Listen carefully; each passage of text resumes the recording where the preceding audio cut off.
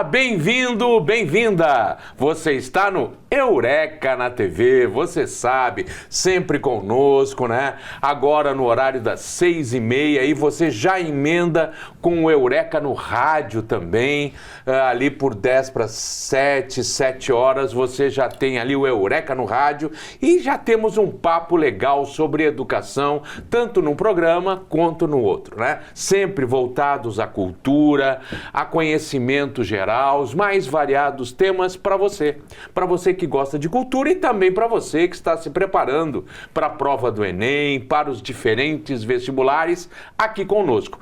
E pensando nisso, pensando na sua preparação, hoje está comigo aqui o professor Francisco. Bem-vindo, Francisco. Obrigadão, cara, por estar aqui com a gente.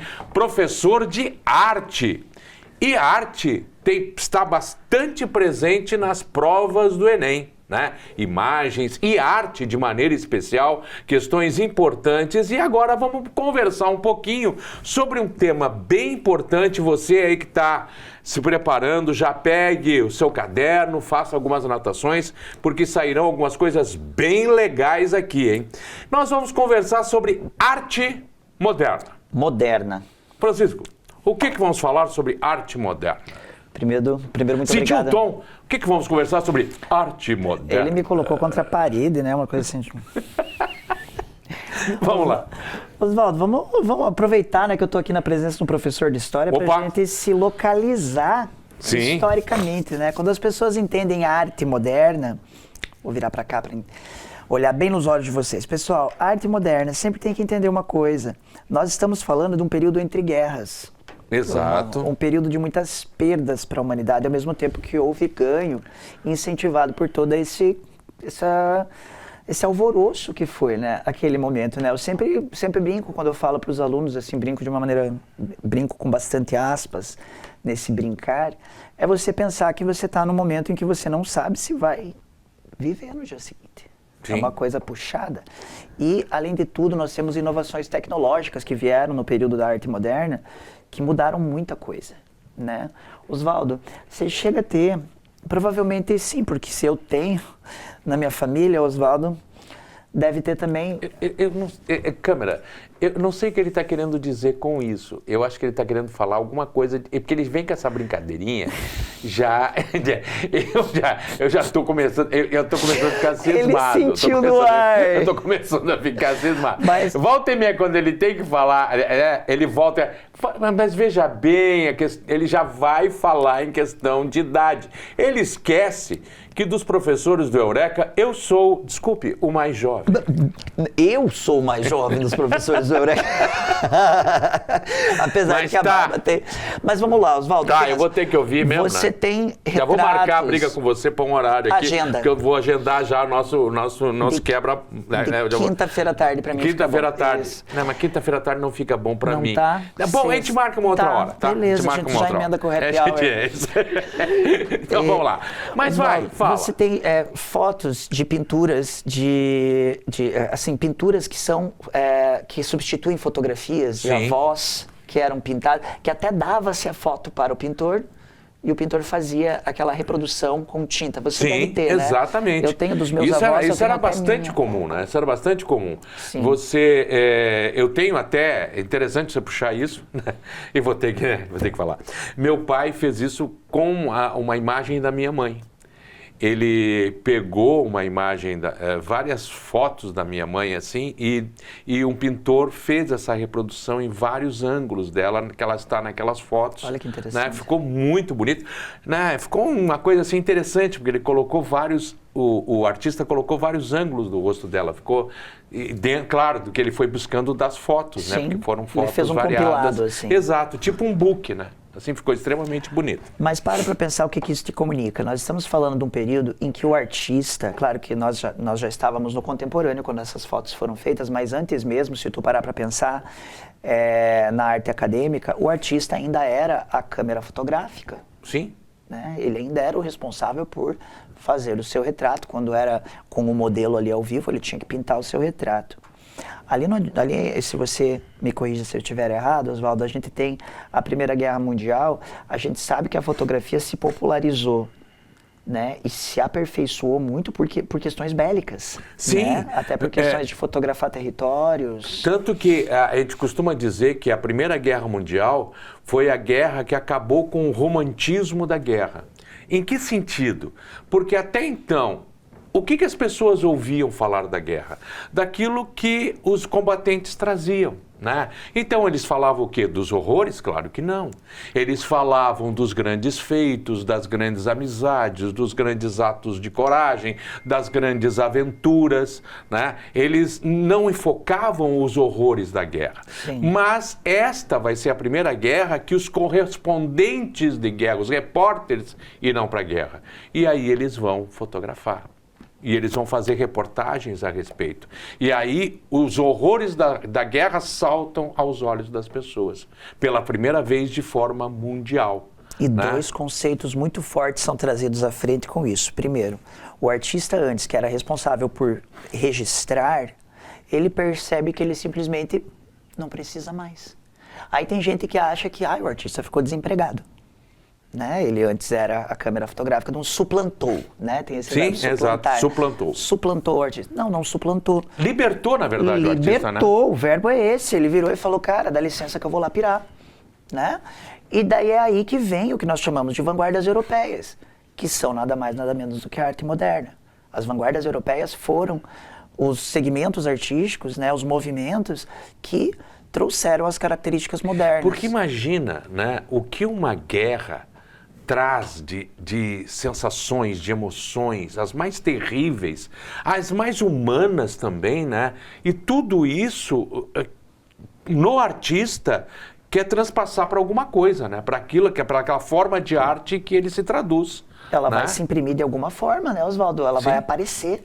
Tanto que hoje em dia nós vemos vários segmentos artísticos aí mudando por conta das altas tecnologias, de nós temos ali, tem artista que já não trabalha nem com a obra física, e sim somente digital. Artistas que usam como galeria o Facebook. Incrível, né? Né? Realmente é. Então isso tudo vai mudando.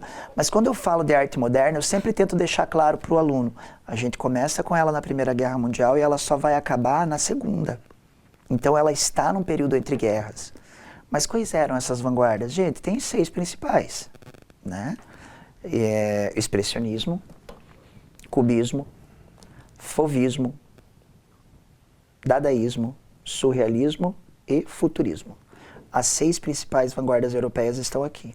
Mas, professor, a gente está falando, hoje eu vou dar um foco para vocês em um movimento que veio um pouco depois. Ele é talvez um dos últimos movimentos ali da arte moderna, que é o abstracionismo. O abstracionismo está presente até hoje na arte contemporânea. Nós temos artistas contemporâneos abstratos. Mas o movimento abstracionista, o movimento abstrato, ele veio junto com a arte moderna. Né?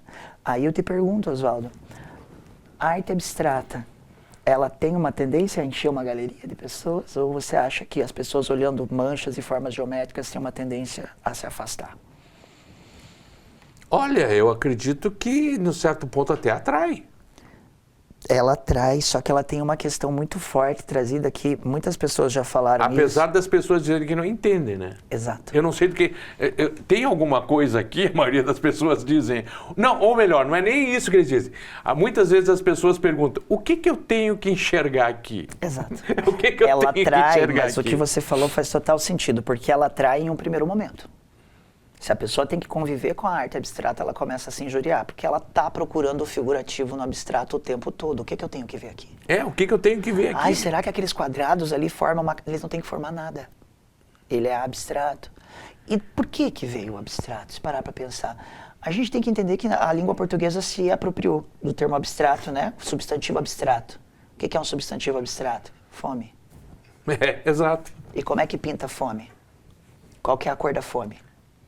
Qual é a forma da fome?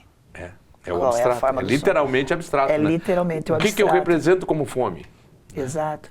Eu trouxe algumas imagens para vocês verem que estão ligadas a isso, né?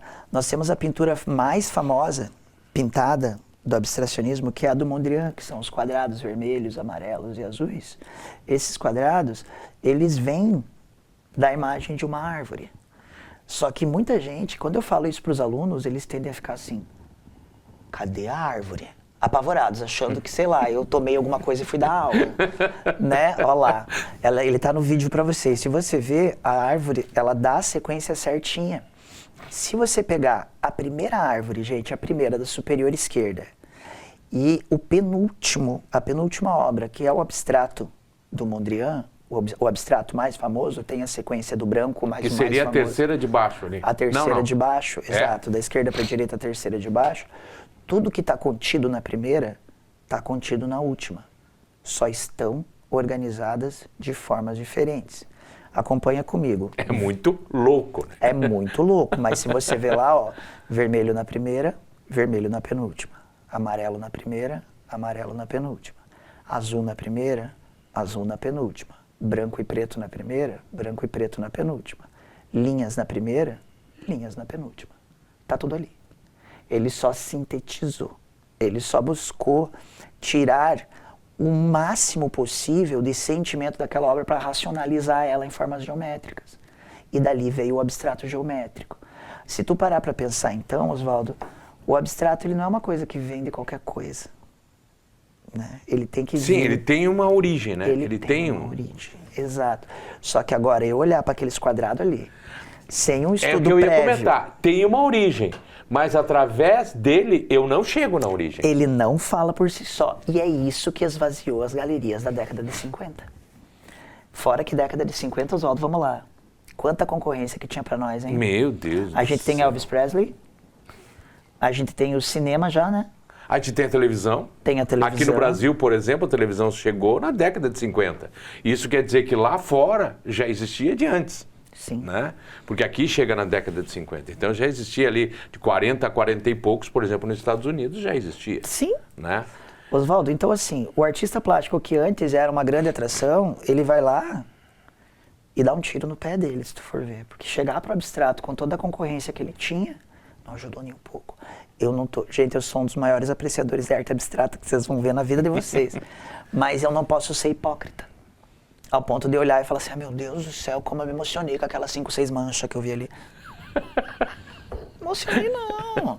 Eu tenho que saber de onde é que ela veio e por que ela está ali. Uma das obras de aluno que mais me emocionou na minha vida foi um abstrato geométrico, mas tinha um porquê. Ela exige um estudo prévio. Sim, não é a peça por ela tão somente, quer dizer, você tem que entender o que ela quer transmitir. Exato, né? Exatamente. Não é o que você vê aí. Não é isso. Não, isso aí já é como é que é o teste de Rorschach lá da psicologia, né? Mas não, a gente tá falando... Mas eu vou dar uma seguradinha, nós já voltamos, hein? Já voltamos, continuamos esse papo para entender bem a arte moderna e principalmente o abstrato. Certo? Já voltamos aí, daqui a pouco, nos aguarde.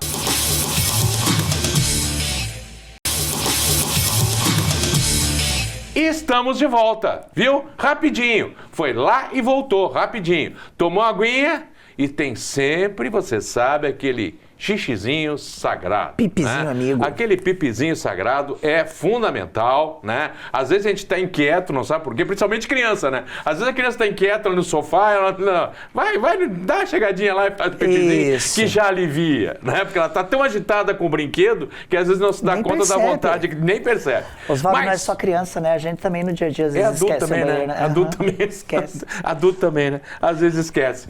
Bem, gente, mas vamos continuar aqui com o nosso papo sobre arte moderna com o professor Francisco, o abstrato. Fundamentalmente. Abstrato. Vamos adiante então. Tem imagem que é converter. Tem mais uma imagem, tem mais uma imagem. Vamos ali lá. Eu coloquei para vocês. A nossa árvore. A nossa árvore do Mondrian.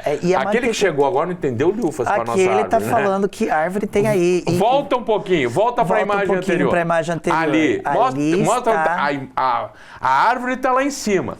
E aí, digamos, a árvore veio se desenvolvendo. Exato. Né, até chegar a terceira ali de baixo, que é a árvore depois de chegarmos no abstrato. Processo de abstração. Tá exatamente então, correto. Tá. Então vamos agora pro sozinho lá. Vamos lá. Eu coloquei a obra, então, do Pierre Mondrian, a composição em com vermelho, amarelo e azul. Olha a data ali, 1930 já, ainda. Esse movimento ele vai caminhar tanto que até hoje nós temos artistas abstratos, né?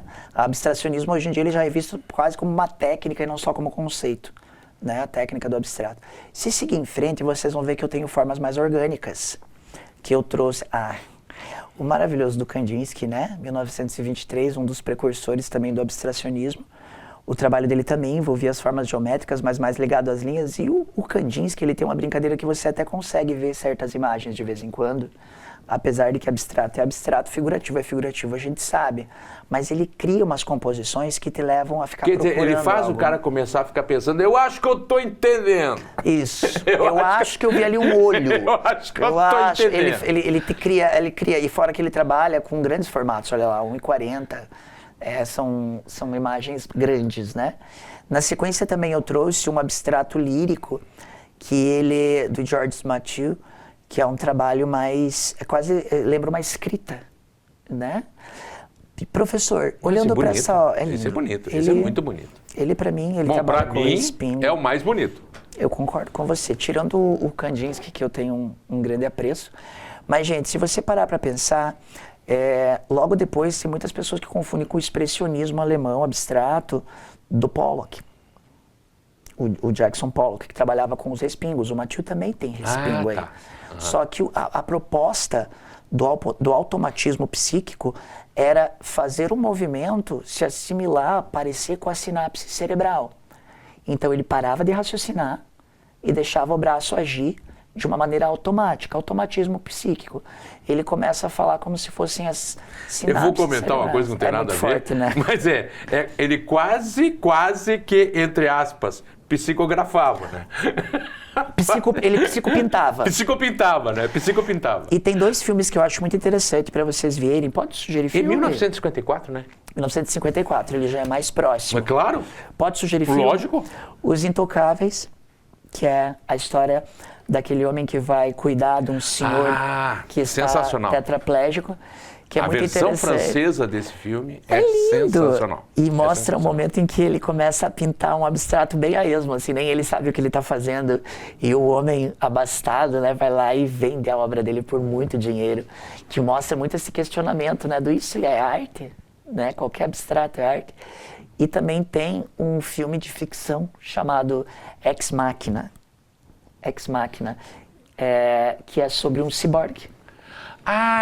Eu não assisti, mas eu sei qual é o filme. O criador desse ciborgue, ele mostra um Pollock pro rapaz e ele diz que ele criou o cérebro dela pensando nas sinapses do automatismo psíquico do Pollock. Então, assim, ele faz uma analogia muito bonita. Eu me lembro até qual é o filme. É o Ex Machina. É muito bonito esse filme, efeitos especiais impecáveis. Agora me fugiu o nome, mas é com o ator que fez o Thor. O Thor na Marvel. O loirinho? Não é? É muito parecido. Não é? Não é ele. É muito parecido. Eu juraria que era. Não, mas o outro é um rapaz loirinho bem parecido assim de rosto com ele. Mas o outro...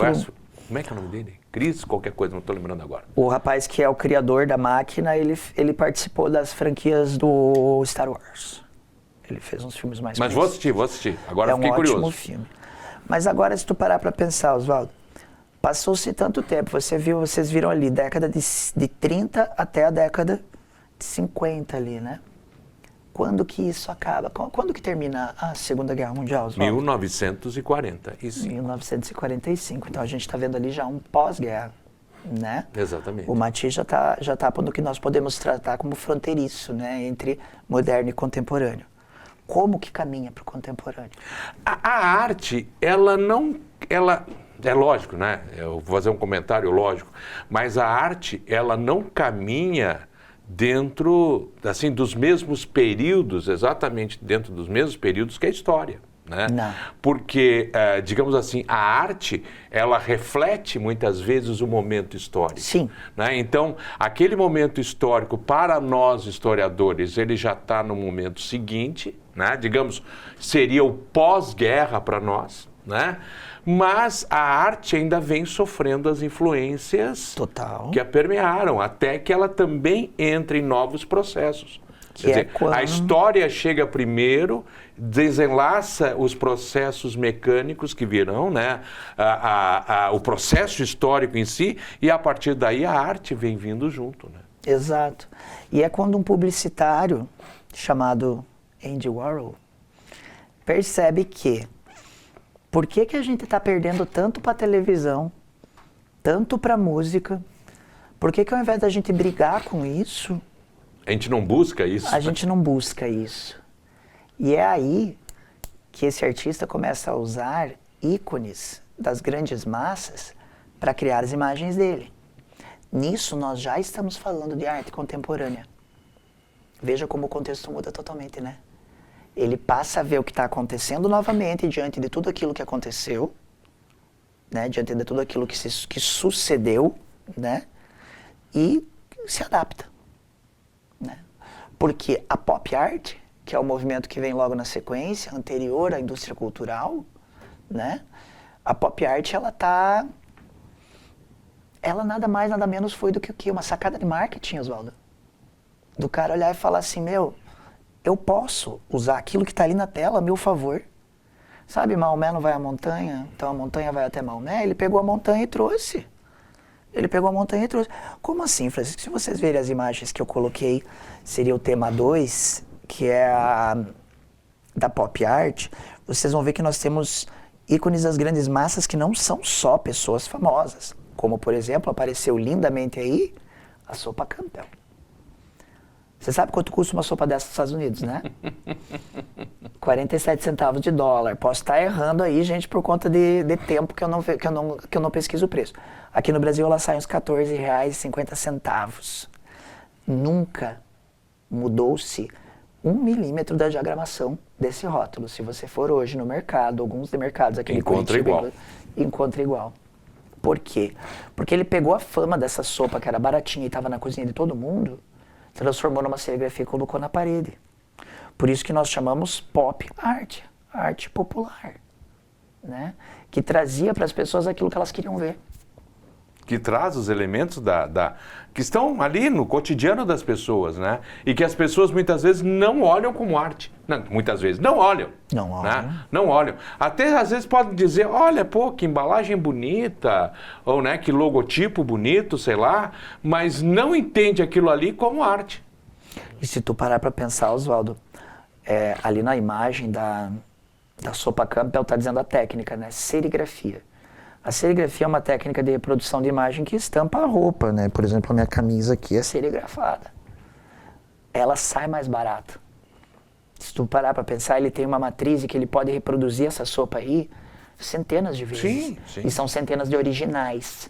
Isso torna também a popularidade da obra grande, porque ele pode vender vários originais. Uma obra, uma pintura, eu tenho uma só. Então, se eu for te cobrar 10.000x por uma pintura, eu posso te cobrar 10x. Por uma serigrafia. Claro que hoje em dia uma serigrafia consagrada do Andy Warhol deve custar os 10.000x. Mas na época era algo que popularizava muito, né? Sim, tanto que ele vai trabalhar com a Coca-Cola, né?